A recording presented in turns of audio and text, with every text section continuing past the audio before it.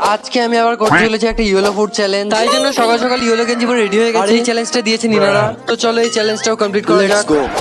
তো সবার আগে আমি নিয়ে নিলাম হলুদ হলুদ ডাল ভাজা, খেয়ে আমি পেয়ে গেলাম অনেক মজা। সেকেন্ড খাবার হচ্ছে এই আলু ভাজা, যেটা ছিল আমার জামার ম্যাচিং এ, মানে ইয়েলো গাইস। তারপর আমি নিয়ে নিই প্লেটে করে ঘুগনি, যেটা রঙও ছিল হলুদ। ভালো করে দেখিয়ে দিচ্ছি যাতে তোমাদের বিশ্বাস হয়। এটা থেকে তো অপূর্ব লাগছিল। তারপরে নেক্সট খাবার খাওয়ার জন্য আমি বেরিয়ে পড়ি বাইরে, আর চলে আসি দোকানে। এখান থেকে নিয়ে নিই হলুদ রঙের ক্র্যাক্স, তারপর প্যাকেটের পোস্টমর্টম করে এটা আমি খেয়ে নিই। এটা খেতে ছিল অনেকটা আঙ্কেল চিপসের মতো।